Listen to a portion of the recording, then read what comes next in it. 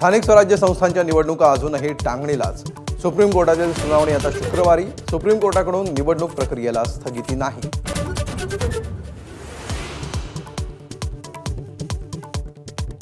अयोध्येतील राम मंदिरात दिमाखात फडकला धर्मध्वज। अयोध्येसह संपूर्ण देशभर जल्लोषाचं वातावरण। पंतप्रधानांच्या हस्ते विधिवत पूजन।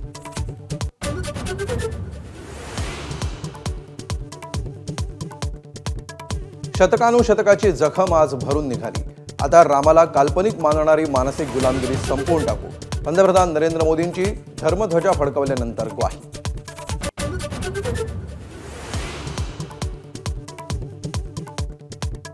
बदलापूर नगर परिषदेत शिवसेनेच्या वामन म्हात्रेंच्या एकाच घरात 6 जणांना तिकीट। पत्नी, भाऊ, मुलगा, भावजय, पुतण्या निवडणुकीच्या रिंगणात।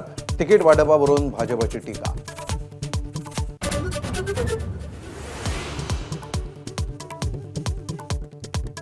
सिडकोच्या घरांच्या किमती कमी करण्यासाठी आज उपमुख्यमंत्री एकनाथ शिंदेंची बैठक। हिवाळी अधिवेशनामध्ये घरांच्या किमती कमी करण्याचं सरकारनं दिलं होतं आश्वासन। बैठकीला शशिकांत शिंदे, विक्रांत पाटील उपस्थित राहणार।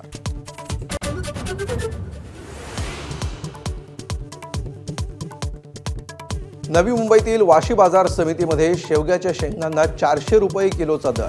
आवक घटल्यामुळे भाजीपाल्याच्या दरांवर परिणाम। इतर भाजीपाला 150 रुपयांच्या वर।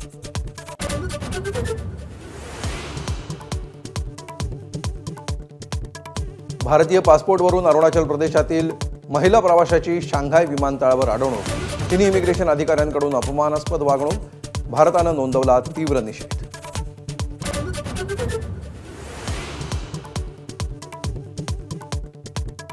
गुवाहाटी कसोटीवर दक्षिण आफ्रिकेची मजबूत पकड। दक्षिण आफ्रिकेची आघाडी 450 पार।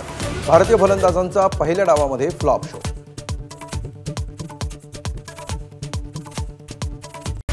Headlines brought to you by